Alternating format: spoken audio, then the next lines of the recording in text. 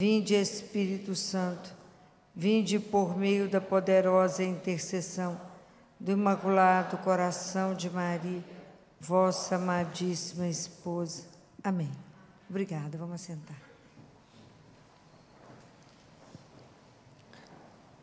Hoje eu queria meditar junto com vocês, né? Porque, na verdade, o que eu trago aqui para vocês sempre é uma meditação que é sobre o Evangelho de domingo. Todo mundo conhece de cor sobre Lázaro. É o único que tem nome, né? Que o rico não tem nome, nessa parábola. Mas eu fiquei pensando em Lázaro de uma outra forma, que somos nós.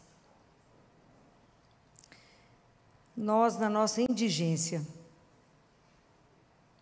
quantas vezes nós assentados. Porque tem momentos na nossa vida que, às vezes, quando perdemos, a dor é tão grande que a gente não sai do lugar. Não sai literalmente do lugar. Não temos força, não temos para onde ir, não temos caminho. Eu já contei isso para vocês, a grande maioria sabe disso, que há 24 anos atrás, quando Sérgio morreu,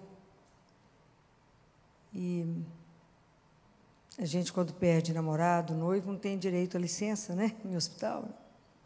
Enterrei ele num dia, fui trabalhar no outro. E, passado alguns dias, naquela época eu era magrinha, uma tripinha andante. E não comia, né? Tinha fome, só chorava. No hospital não podia chorar tanto. Eu fui para o quarto tomar um café para continuar. Eu falei com Jesus assim: senta aqui, fazendo favor. Senta comigo.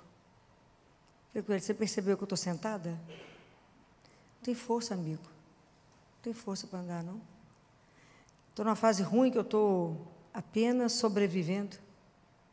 É ruim. Falei com ele: vamos fazer as contas. Quantos meninos nós já atendemos? É muito. Porque 10 anos baleia, atendia 800 meninos por mês, vamos fazer as contas. É menino demais, meu filho. Montamos aqui a CT, fizemos coisa demais. Mais o consultório, mais a Santa Casa. Falo do Senhor desde 1983, então vamos fazer as contas. Nós estamos em 2021, não, 2001. Já deu, fala a verdade, já deu.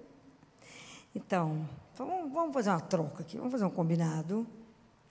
Você não podia me levar? Está tão ruim aqui. Está sem gosto. Está ruim, muito ruim. Estou sem coragem de continuar.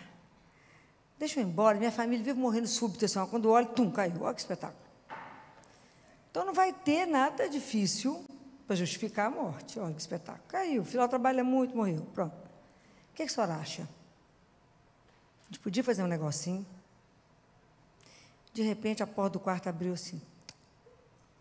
Entrou uma médica e falou assim: Filó, a gente não tem muita intimidade, né?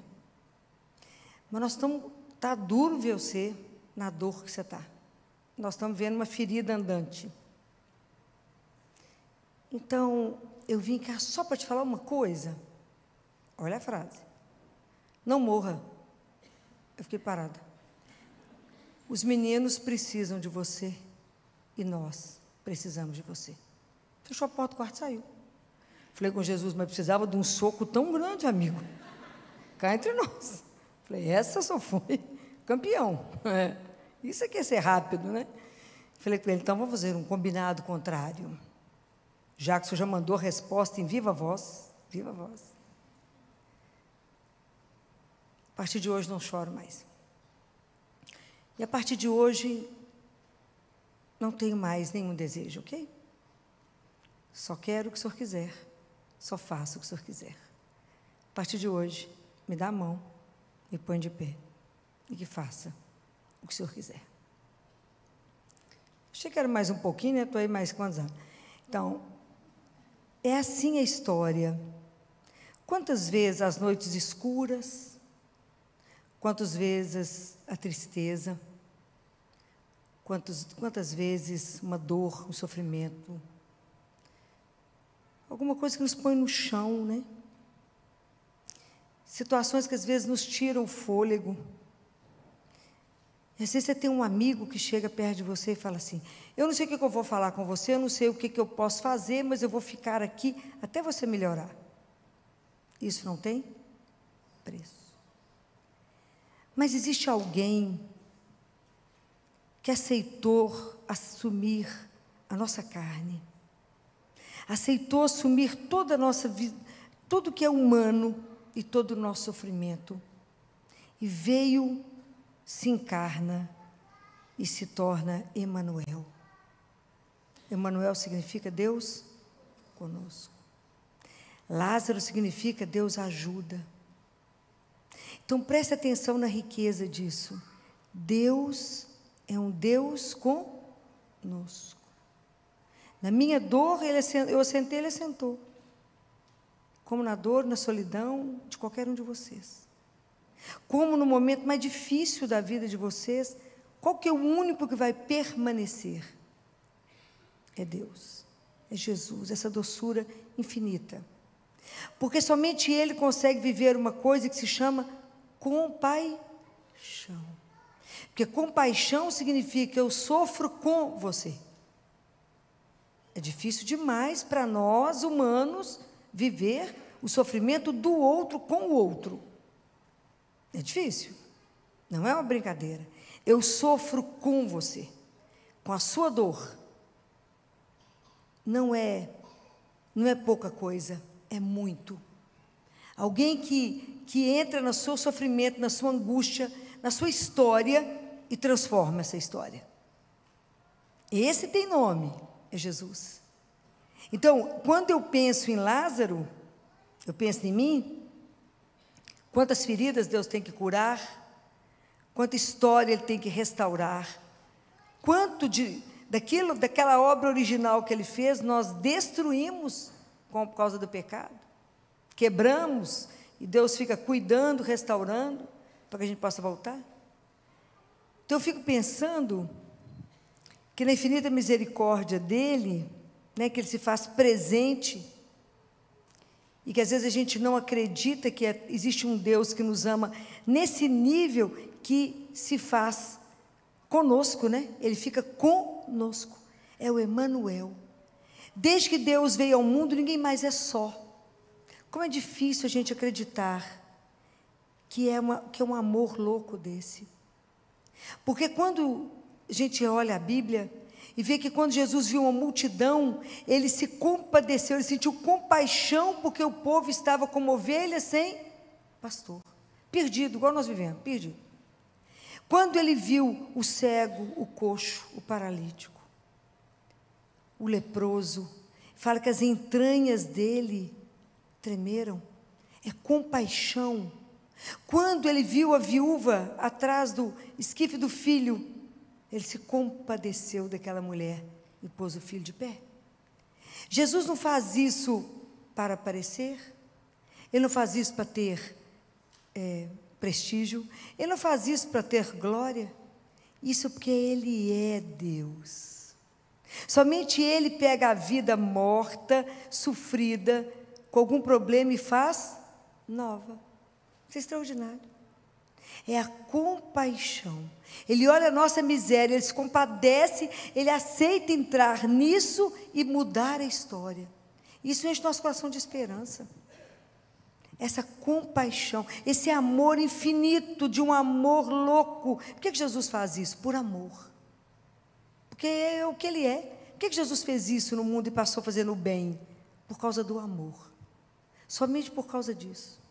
Então, o quanto que é extraordinário saber que temos um Deus que caminha conosco e que está atento à nossa dor. Nada no nosso coração, na nossa vida, passa despercebido. E que quando, eu fico pensando muito em Lázaro, com os meus irmãos de rua que eu encontro todo dia, que quando eles me veem, já me gritam, a turma já é, né, de muitos anos, ô Filó, da mesma forma como eu grito, Jesus. Da mesma forma como eles me pedem pão, a gente pede a Deus Pai, pão. É a nossa indigência. E que quando eu olho eles me olham, é assim que a gente olha para Deus. pedindo e esperando que Ele vai dar. E aquilo que Deus nos dá, Ele nos permite receber o pão que desceu do céu, que é Jesus. Então, naquele momento, eu posso encontrar o médico e o remédio. Quão pouco a gente valoriza isso. Eu encontro, vocês acabaram de receber, o médico e o remédio. Qual dor não é curada em nós? Qual? Somente aquela que a gente não apresenta a Deus. Porque Ele não invade. Se eu fingir que está tudo bem, Ele também finge. Está tudo bem. Mas se eu falar com Ele, isso aqui está doendo demais. Mas Ele vai se importar com o detalhe do detalhe? Vai. Mas eu vou falar com Ele daquela dor tão pequenininha, para mim é grande, para Ele, vou ter vergonha? Não, fala. Nós somos criança dependente dEle. Fala. Menino, você está procurando, ele vai lá por uma dor, a mãe está preocupada com uma coisa, o menino está preocupado com o dodói, que mal se enxerga. Ali. Mas Deus não se esquece. Isso é uma coisa tão extraordinária, que quando eu lembrei de Lázaro, fiquei lembrando, Deus ajuda cada um. Não tem ninguém que Ele não acolhe. E que quanto mais eu dou, Ele fala, dai-vos-ser-vos-á dado. Boa medida será dada no seu regaço. Então, quanto mais eu faço isso com os meus irmãos, mais eu recebo dele. Por que nós não conseguimos viver a compaixão com os irmãos? Por que vocês acham? Que a gente não dá conta. Porque, Filomena, que é isso? A compaixão faz parte do ser humano. Não é possível que a gente é humano e não se compadece do outro. A gente dá conta de viver o sofrimento e a dor do outro? De verdade? Não. Por que Deus dá conta de viver conosco? Não só porque Ele é Deus, mas porque Deus não compete conosco. E, na verdade, o que mais amola, que mais motiva todos nós, humanos, é a competição e não a misericórdia. Estou falando errado? A gente compete por tudo, até pela desgraça, desculpa, pelo sofrimento. Assenta numa sala de espera de médico, você vai ficar horrorizada. Alguém fala, estou com uma dor. O outro fala, você não conhece a minha. É uma dor que a gente não consegue entender a via da dor. Assim, eles conseguem furar todos os esquemas que podem existir. Isso é uma coisa tão impressionante que, quando, entre os casos que nós tivemos dos bebês siameses, duas, né, umas que operaram já tinha mais de 5 aninhos, quando elas operaram, uma teve que ficar com colostomia, ficar com cistostomia, que é onde poderia sair o xixi.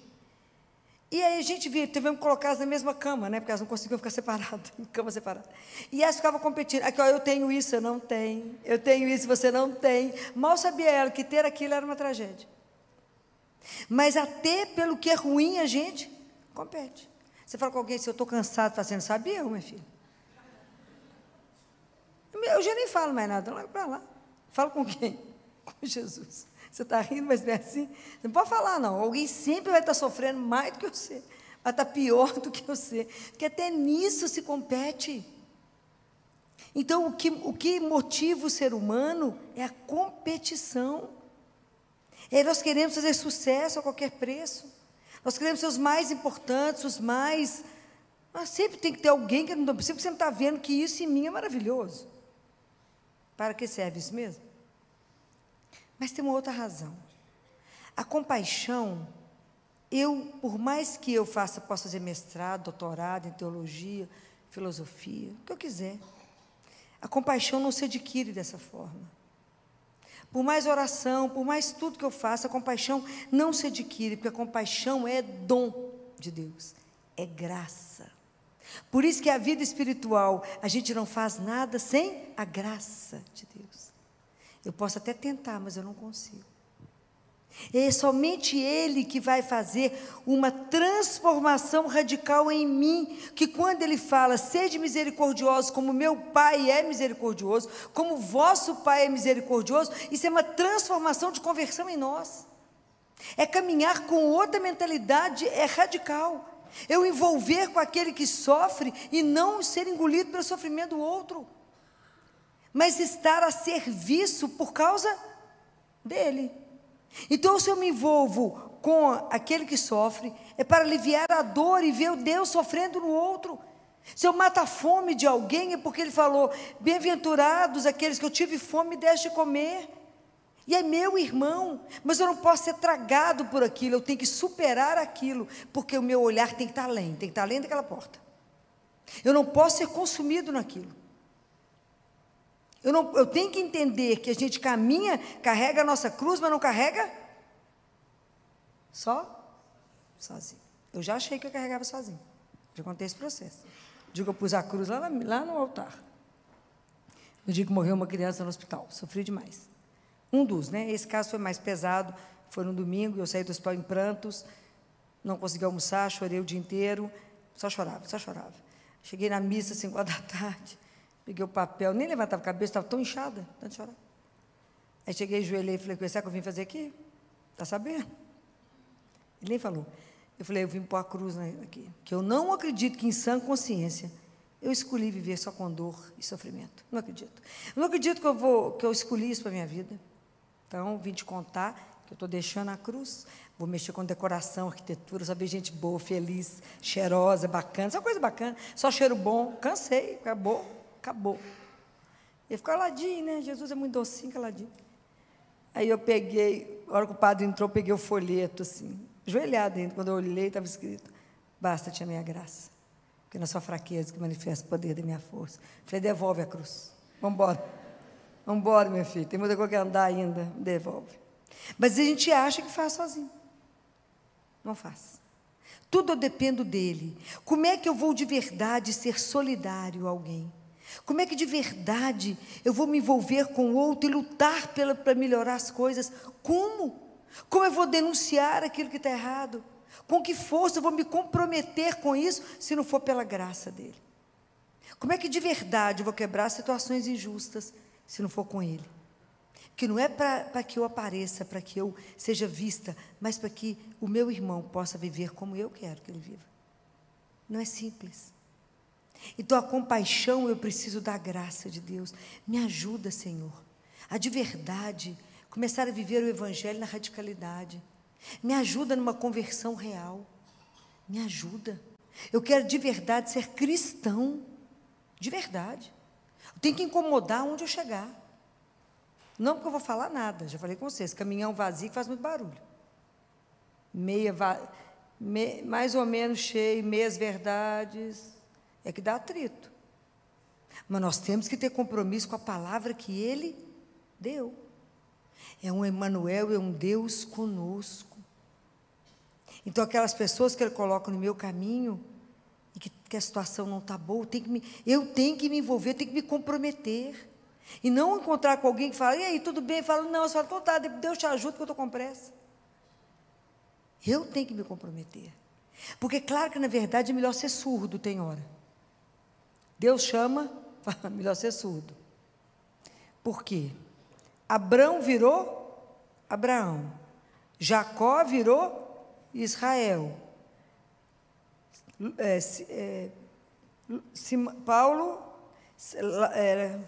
Saulo virou Paulo.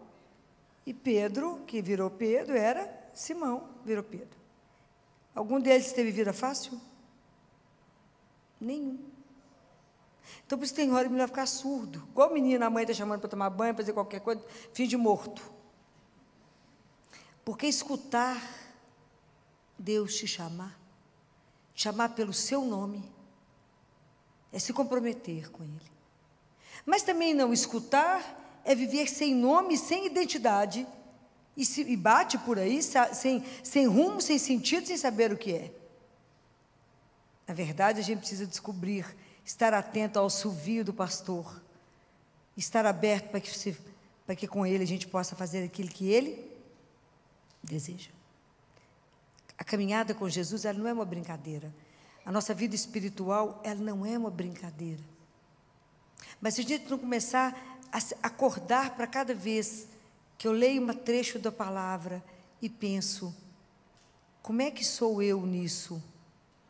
Onde eu estou imbuída nessa história? Quantas vezes Deus me cura? Quantas vezes Deus me levanta? Quantas vezes Ele muda o caminho? Quantas vezes Ele chora comigo? Quantas vezes Ele me carrega porque eu não sou capaz de andar? Quantas vezes eu penso, Ele deixou 99, foi atrás de mim que estava perdida? Quantas vezes me carregou no ombro? Quantas vezes me buscou? Quantas vezes não desistiu de mim? Falou, coragem. O amor de Deus por nós é uma coisa encantadora. De muitas vezes de nos deixar sem palavras. E Ele é real, intransferível e eterno. Não tem nada como esse amor. Então, seja lá o que você estiver vivendo hoje, lembra da compaixão de um Deus que está atento a tudo que você está vivendo, a toda dor, a toda dificuldade, a toda angústia, a toda opressão, porque às vezes os problemas nos pegam tanto que a gente está tão oprimido que a gente não sabe qual saída, mas tem um Deus que quebra e transforma. Existe um Deus que está atento, que se tornou Deus conosco, Emmanuel, que veio por amor nos dar vida nova. Está escrito em Apocalipse que um dia, é para lá que a gente olha, que ele vai morar no meio de nós. Pode imaginar isso? Ele será o nosso Deus e nós seremos o seu povo. Não haverá mais dor, sofrimento. Ele enxugará todas as lágrimas. Não haverá mais nada que impeça viver no sumo bem, no puro amor. Isso é uma promessa que será cumprida. Vamos pedir a Jesus que nos dê a graça de aprender a viver a solidariedade, de verdade. De verdade a se comprometer uns com os outros enquanto estamos a caminho. De ajudar uns aos outros, ajudar de verdade. Não o mundo inteiro que eu não sou capaz de alcançar, mas aqueles que chegam no meu mundo. Quem são aqueles que Ele põe no meu caminho hoje? Me ajuda, Senhor, a viver hoje. Eu quero viver, aprender essa compaixão, essa capacidade de sofrer com o outro, que por enquanto eu não dou conta, porque sofrimento não é uma coisa que a gente quer, claro que não, tanto que existem os hospitais para deixar o povo lá. Tem gente que não pode nem saber que tem gente doente no hospital, passa mal. Mas é preciso que a gente se envolva com o outro, é meu irmão. Mas eu não sei o que fazer, fique do lado. Reze, é um poder absoluto. Segure na mão de alguém que tem dor e fala com Jesus. É para fazer o quê? Interceda, a oração de intercessão, ela é poderosíssima. Mas é o caminho. Existe um caminho, depois nós vamos conversar sobre ele outro dia. A gente precisa pedir a Jesus a graça de estar ali juntos e caminhar com essa solidariedade. Fala, eu olho para o Senhor para aprender como que eu posso ajudar o meu irmão. Então, primeiro, obrigado por me ajudar, por me transformar, por me renovar a minha força todos os dias. Todos os dias tem uma palavra, sua misericórdia se renova a cada manhã. Então, obrigado, que encerramos hoje, amanhã, quando eu desperto, é que a sua misericórdia me permitiu acordar. E que eu esteja aberta para viver aquilo que o Senhor deseja, ter olhos para ver sua vontade, ouvido para vos ouvir e coração para vos obedecer. Me ajuda a andar nesse caminho, me ajuda a caminhar junto com o meu irmão, mas na certeza que tem alguém maior que nos conduz, que está atento a tudo. O dia que acreditarmos que o olhar de Deus não se cansa de nos procurar e de nos conduzir para o melhor. Rezem, acreditem, agradeça a esse Deus de tanto amor, tanta bondade, tanta doçura, que eu falo que Ele ainda faz uma coisa, que nesse momento eu esqueci qual é o salmo, que Ele vê diante do nosso sofrimento, quando eu ficava pensando em Lázaro assentado, Ele é capaz de esticar a mão e dizer assim, quer dançar comigo? Que somente o nosso Deus transforma a nossa dor, o nosso luto, em um passo de dança, para nos dar coragem de continuar o caminho. Que nessa noite, Nossa Senhora interceda por nós, consiga de Deus para nós essa graça de sermos misericordiosos como o Pai é. Nos ajude a ter a compaixão e de agradecer a Deus por ser Emanuel, por nunca nos abandonar em nenhum minuto da nossa vida, de caminhar conosco, porque o amor faz com que Ele nos mantenha de pé. Louvado seja nosso Senhor Jesus Cristo.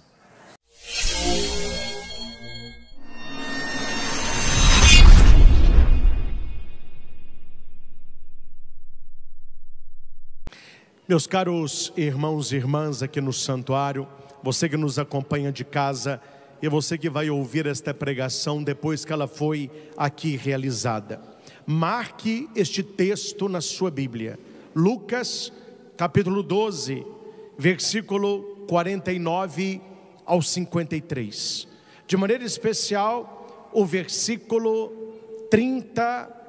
51. Nós estamos acostumados, meus irmãos, principalmente no contexto que nós vivemos, com Jesus um pouco açucarado demais. Parece-me que muitas pessoas têm medo da pregação da verdade, de uma pregação que leve o cristão a uma conversão de verdade, a uma espiritualidade de verdade, para não perder número de fiéis. E certos textos bíblicos, eles sabem na ponta da língua, mas textos como o do evangelho de hoje, você não vê quase ninguém citando, você não vê quase ninguém falando, você não vê quase ninguém pregando, porque o importante, numas cabecinhas por aí, é acolher, é abraçar, é a turma dos ursinhos carinhosos. Só que quando você ouve uma pregação como essa, não parece o Jesus que andam pregando por aí.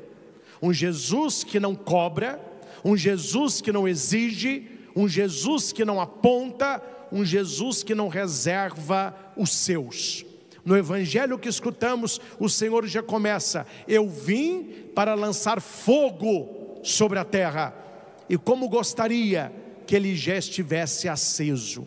Qual fogo que é esse? O fogo do Espírito Santo, o fogo do amor de Deus, o fogo do ardor missionário cristão.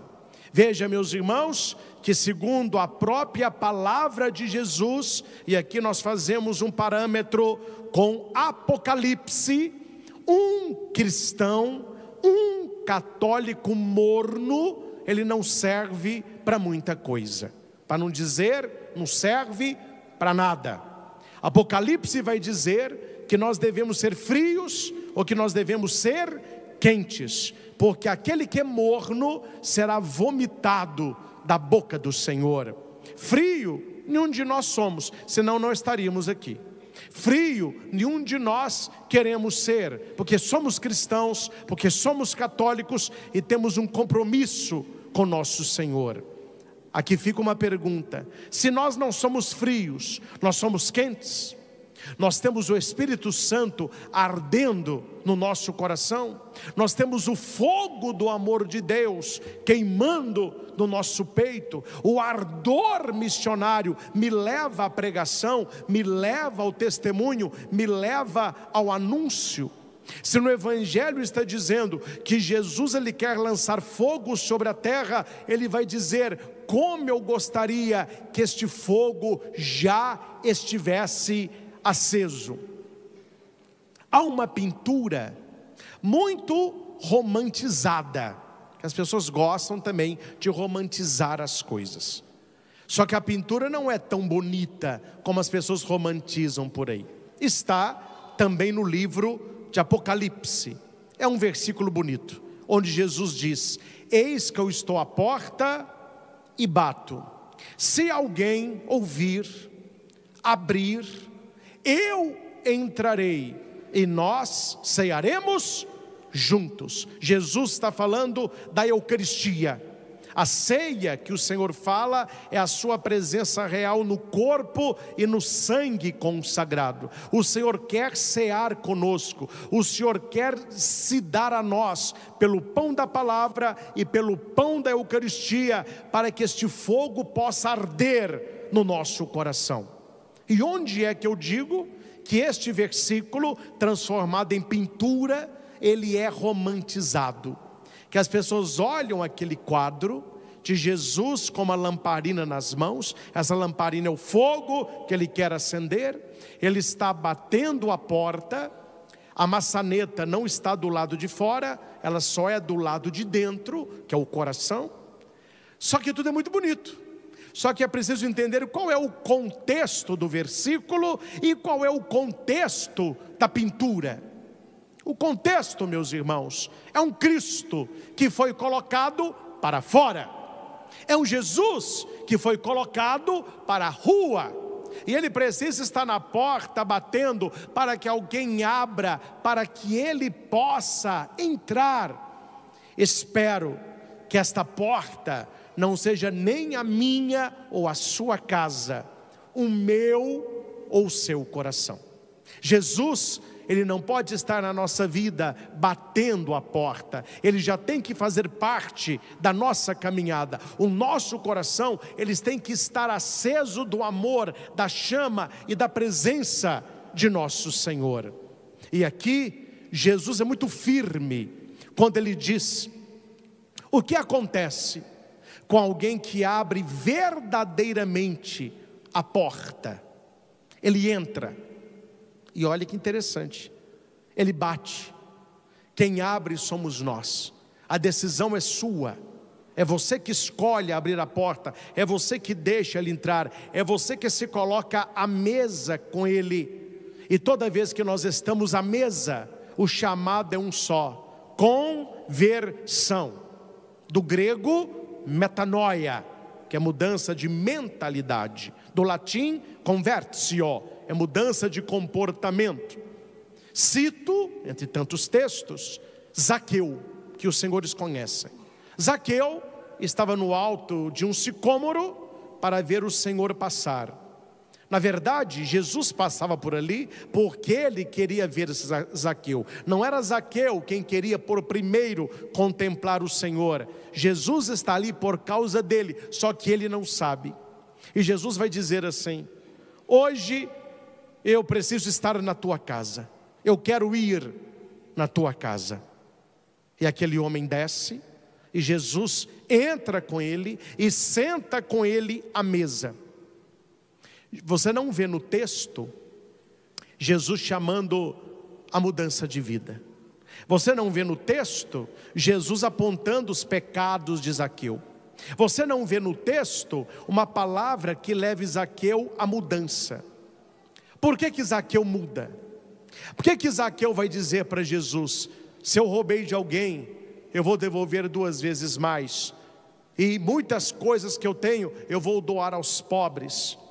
E Jesus vai dizer: hoje a salvação entrou nesta casa. O que aconteceu aí para que Zaqueu se convertesse, para que Zaqueu mudasse de vida?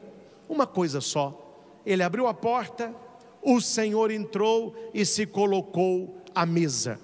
Quando nós estamos à mesa com o Senhor, a nossa vida, ela muda completamente.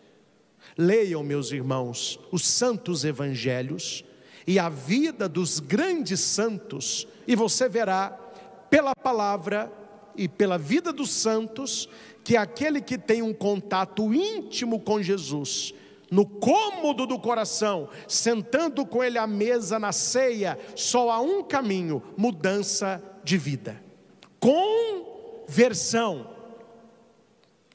É muito sério, e isso eu falo para nós que somos de igreja. É muito sério uma pessoa que está na igreja, mas não tem uma vida de conversão. Uma pessoa que participa da mesa, mas não tem uma vida de conversão. Ela tem uma vida lá fora e outra vida aqui dentro. Tem alguma coisa errada acontecendo. Que não foi assim com os santos, não foi assim com Madalena, não foi assim com Mateus, não foi assim com Zaqueu, não foi assim com Pedro, não foi assim com o possesso gadareno, não foi assim com Marta, Maria e Lázaro, não foi assim com ninguém. O que seria assim conosco? A ceia com o Senhor me leva à mudança. E qual é a mudança? Posicionamento da fé. Jesus Cristo é o Senhor. Repitamos: Jesus Cristo é o Senhor. Isto não é placa de igreja, isto não é versículo decorado, isto é a ortopraxis cristã. Ou seja, eu creio que Jesus, Ele é o Senhor, e se Ele é o Senhor, eu configuro a minha vida à vida dEle. E quando isso acontece,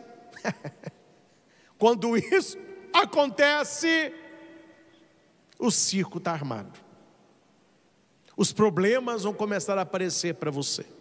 Porque as pessoas hoje, elas levam uma vida baseada na mediocridade, numa religião de aparência e numa adequação da própria mente ao próprio pecado. É errado enquanto eu não faço.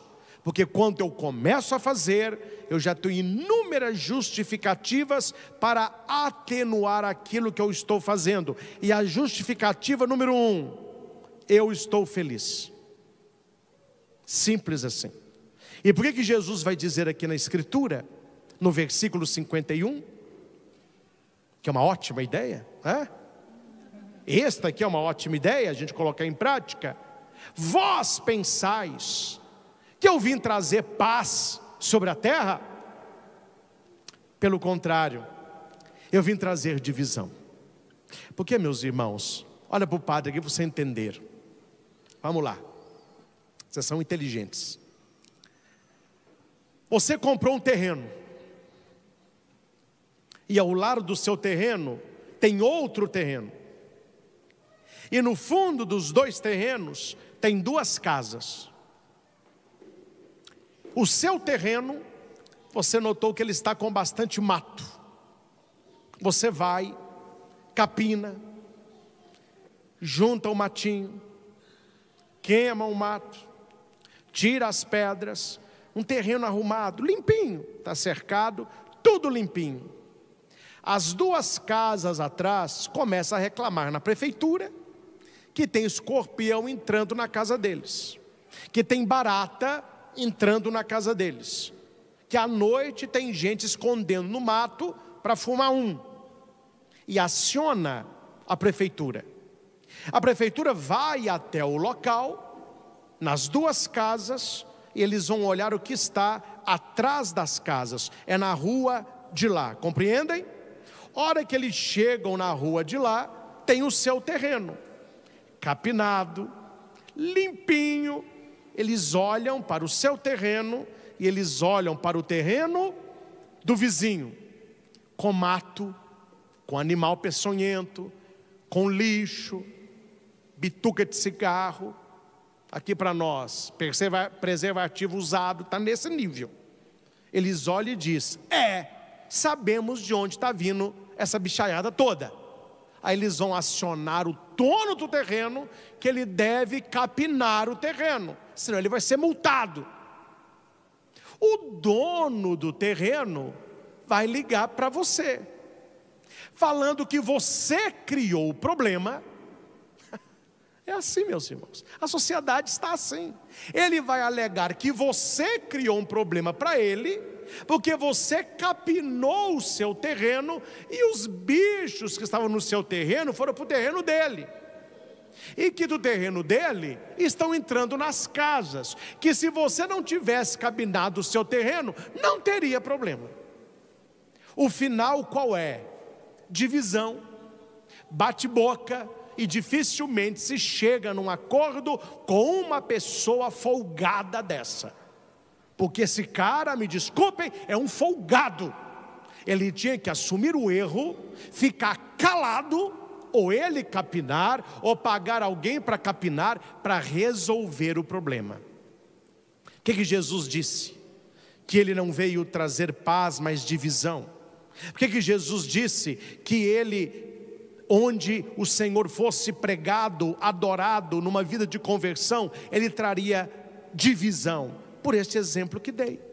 Você tem na sua casa pessoas que não querem rezar, pessoas que não querem uma vida de santidade, pessoas que não vão à igreja, pessoas que não temem a Deus. É um terreno cheio de mato, é escorpião, é barata, é bituca, Mas você não. Você está cuidando do teu terreno espiritual, você está cuidando da terra do teu coração, você está fazendo adoração, você está levantando de madrugada para rezar o terço, você está fazendo adoração ao Santíssimo Sacramento, você está ajudando na igreja. A divisão começa dentro da família. Ah, mas agora você deu para ficar só na igreja agora. Agora você deu de santo agora. Você agora é o santo de Pauoco. Ah, você não faz isso mais. Ah, você não vai em tal lugar. Ao invés da pessoa capinar o terreno dela, ela vai achar ruim de você estar cuidando do terreno do teu coração. E aqui começa esta divisão daquele que crê para aquele que não crê, daquele que está levando o catolicismo a sério e daquele que não leva a fé a sério, daquele que está buscando uma vida de santidade e daquele que está buscando uma vida de farra nos valores do mundo. E Jesus vai dizer, não eu que estou dizendo, Jesus vai dizer: pois daqui para frente, numa família de 5 pessoas, a família está dividida. 5 pessoas. O pai contra filho. O pai é de igreja, o pai reza, o filho quer saber de farra, o negócio dele é fumar, é beber, é sexo livre. O atrito está aí. É o pai falando com o filho e o filho batendo boca com o pai.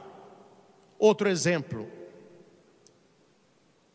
pai contra o filho, filho contra o pai. Agora já é o filho é de igreja, é do EC, é acólito, serve o altar, é de missa dominical. O pai não quer saber de nada, o pai quer saber de bar, o pai quer saber de pornografia, o pai quer saber de trair a mãe dele. O filho chama o pai num viés de conversão. A divisão está feita. Pai contra filho, filho contra pai. Mãe contra filha.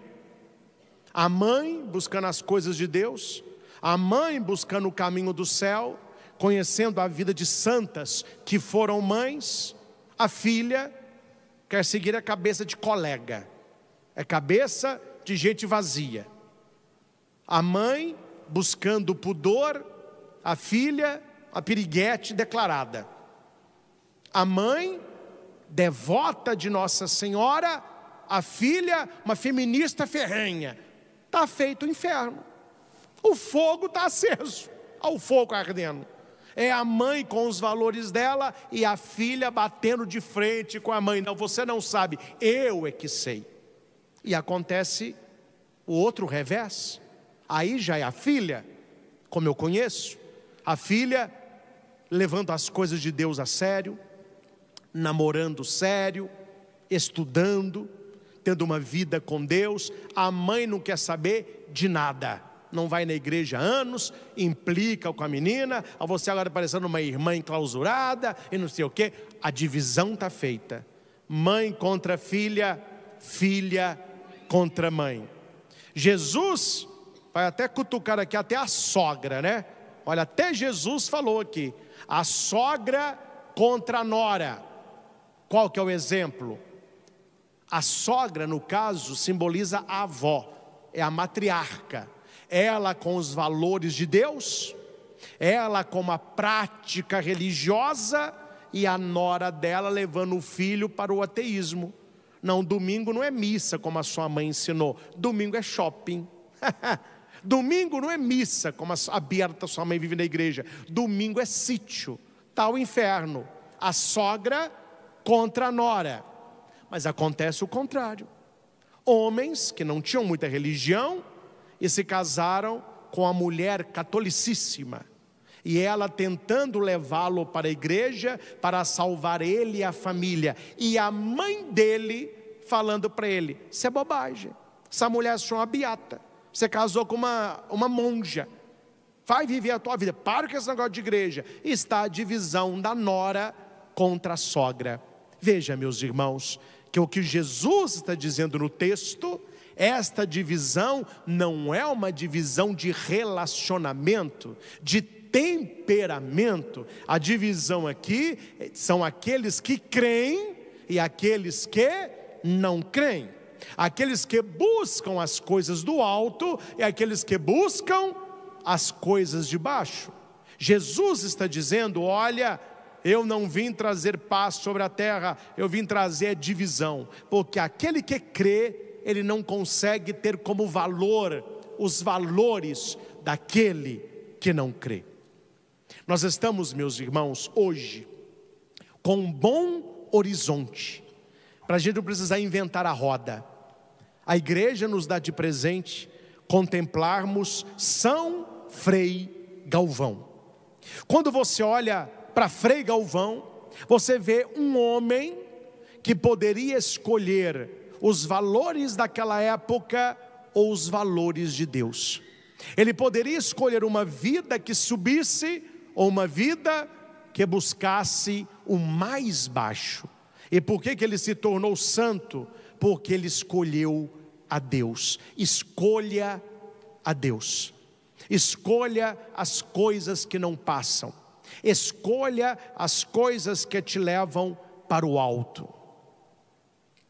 Fiz aqui uma anotação e resumi em poucos pontos a vida de São Frei Galvão. Nós que somos devotos dele, precisamos saber o mínimo.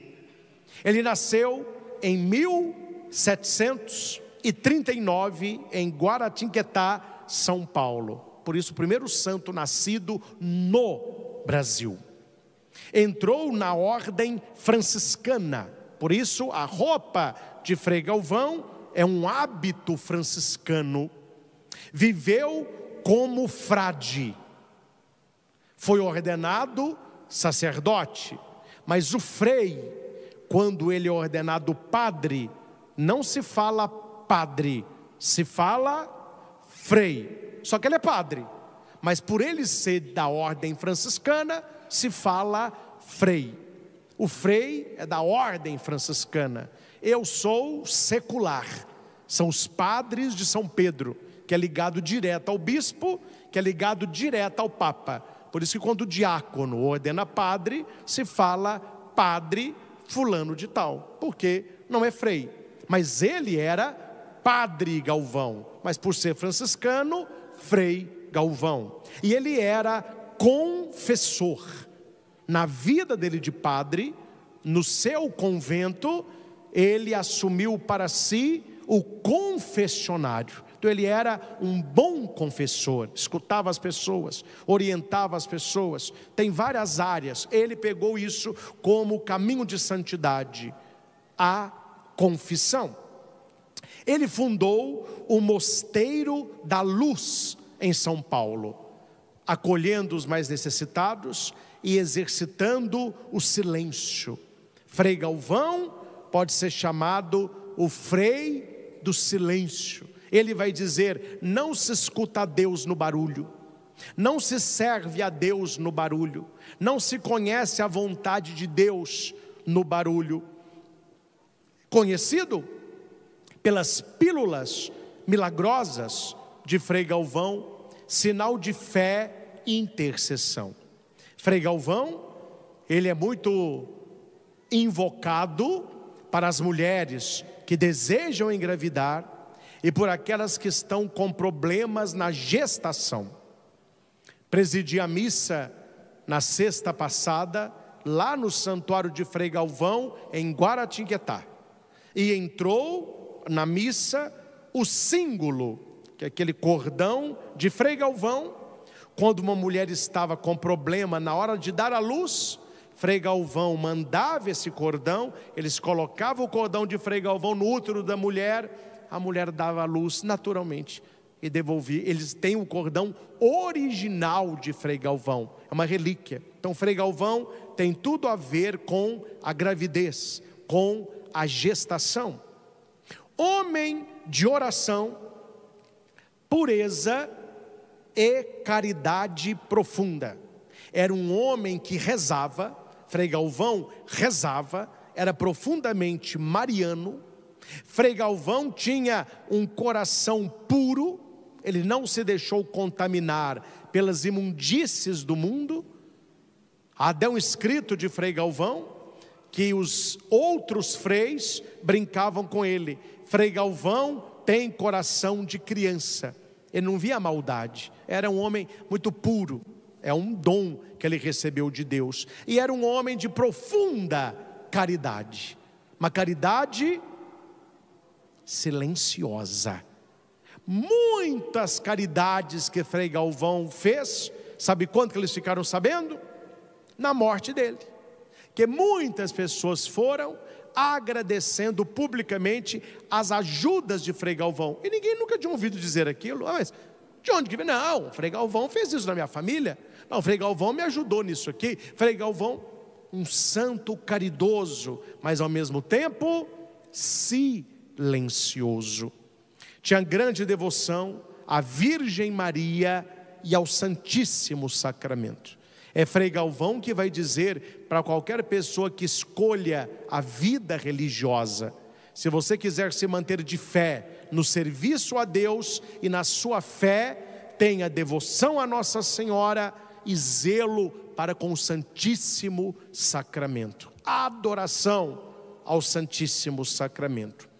Ele faleceu em 1822 e ele foi canonizado pelo Papa São João Paulo II em 2007. Se tornou o primeiro santo brasileiro.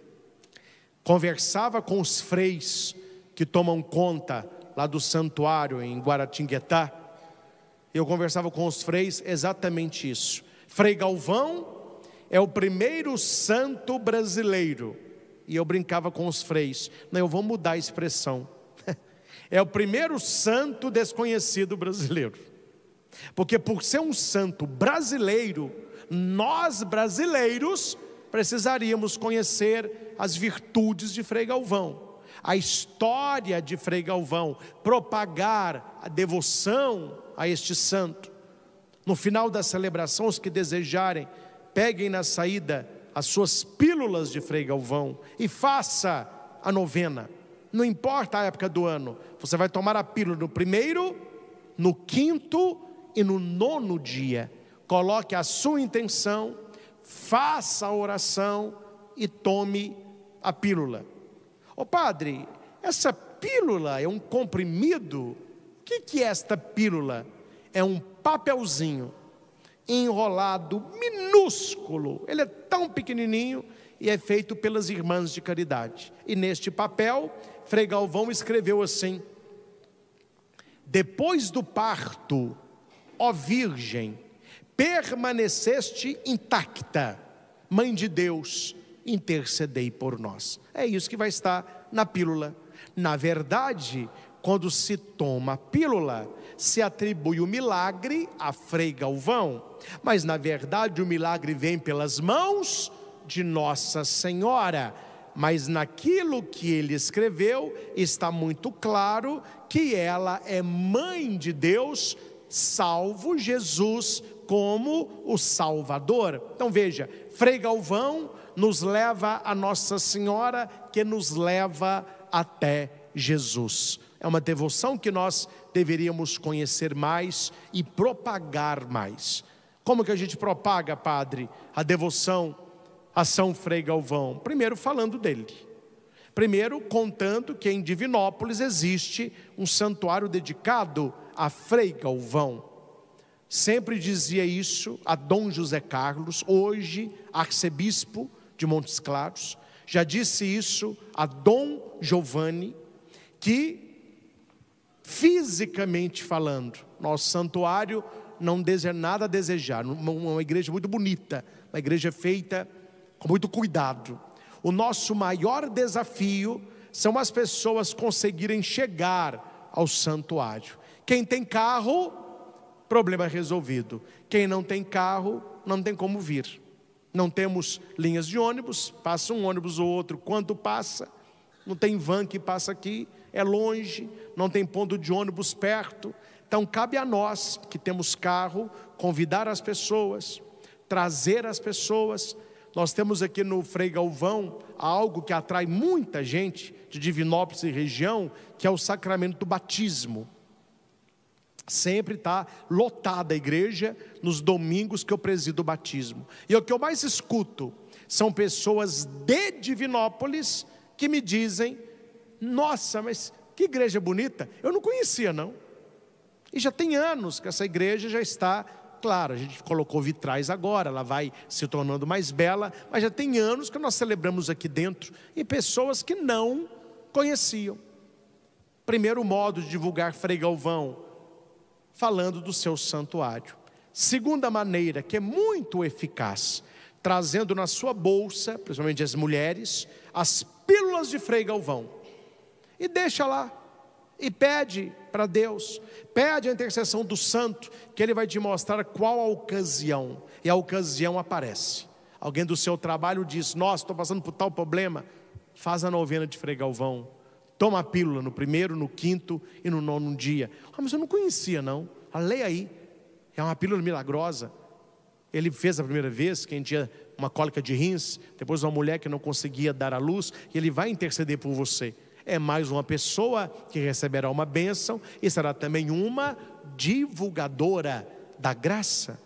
E a terceira maneira de divulgar a devoção a São Frei Galvão é trazer para a nossa vida as virtudes de Frei Galvão.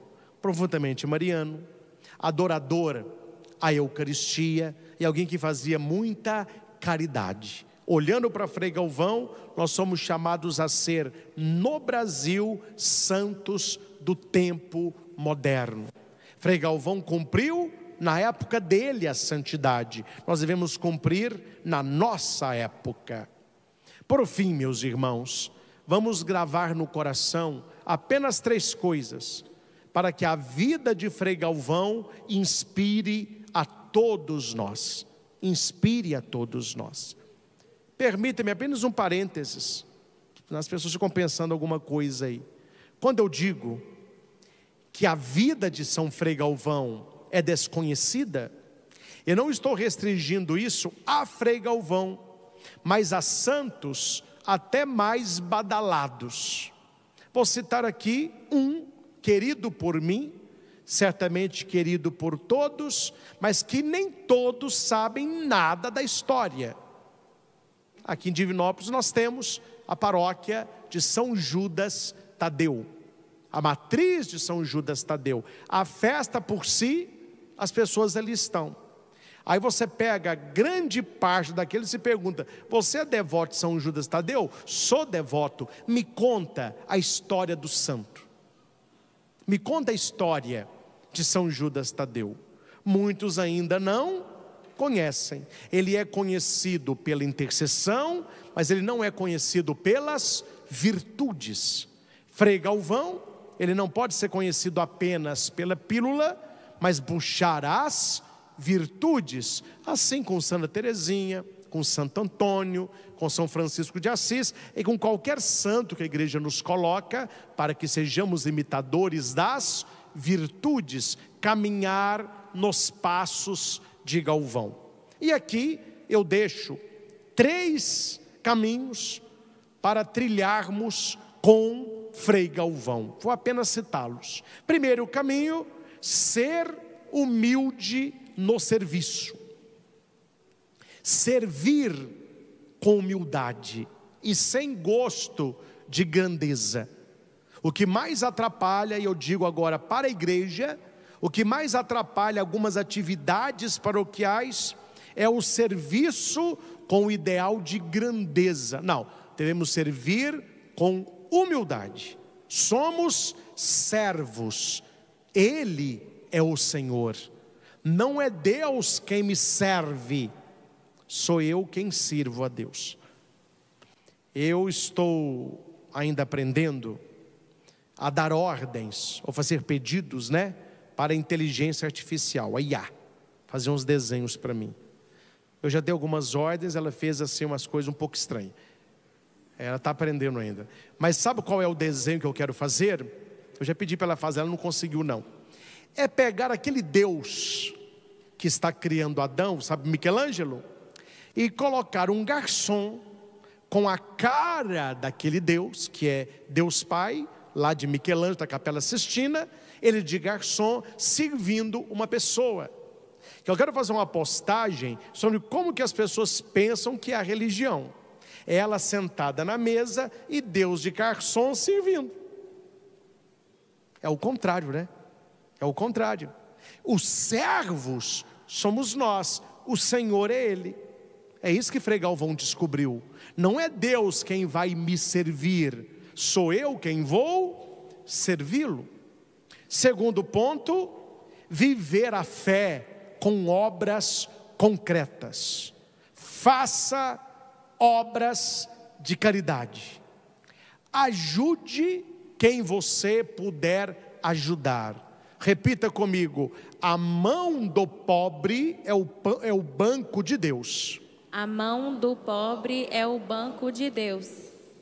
Papa Leão XIV lançou seu primeiro documento, encíclica, sobre os pobres, que é sacramento.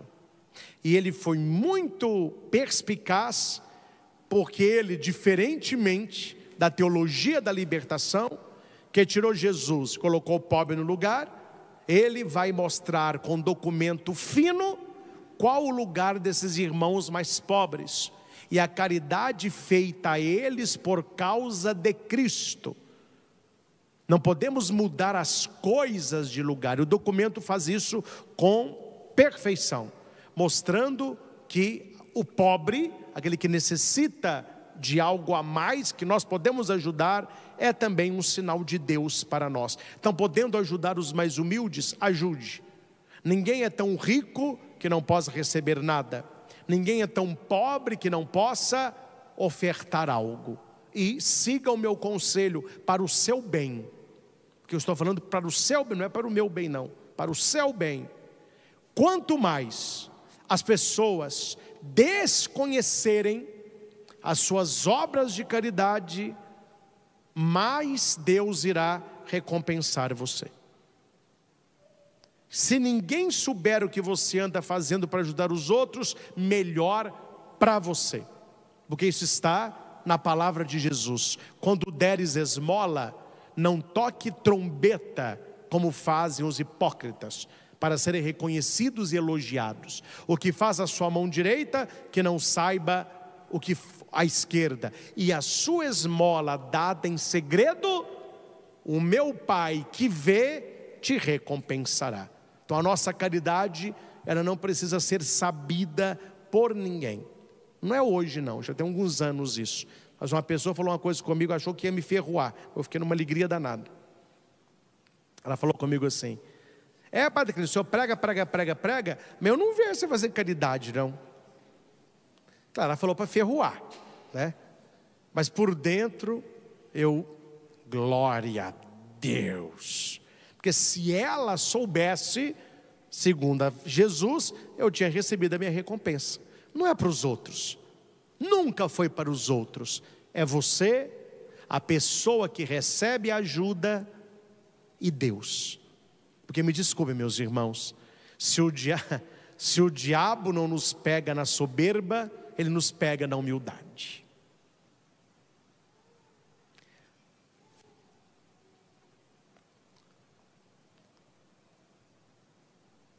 Você pode encontrar no inferno até uma virgem de alma casta, mas você nunca encontrará no inferno o humilde.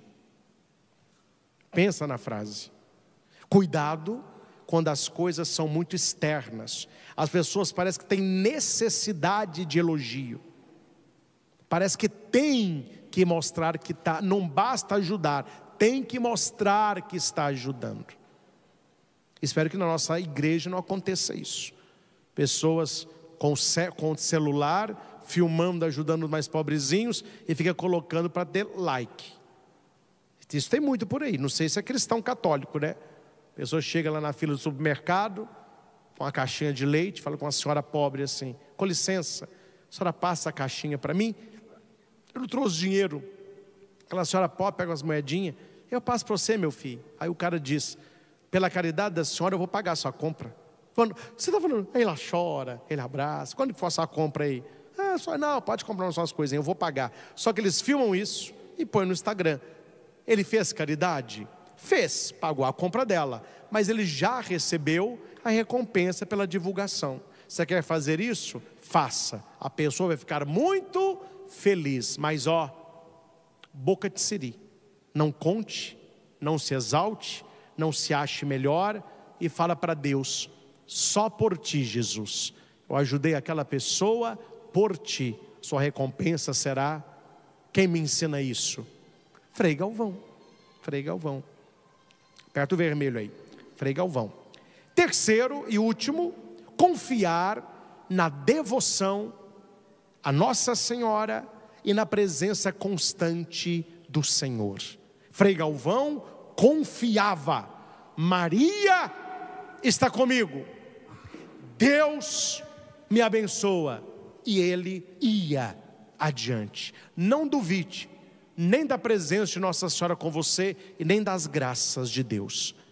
Resumo o que eu posso aprender com Frei Galvão, padre: a humildade no serviço, a fé que me leva às obras e a devoção a Maria e a presença constante do Senhor.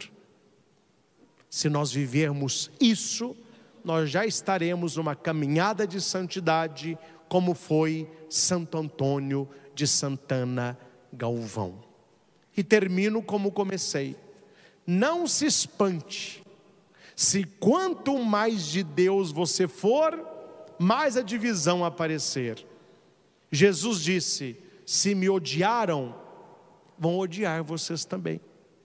Se me perseguiram, vão perseguir vocês também. Se me mataram, vão querer matar vocês também. Mas aqueles que forem meus amigos nesta terra e testemunharem o meu nome, estarão comigo na glória do Pai. Se é para dividir, que nós fiquemos do lado daqueles que escolheram nosso Senhor.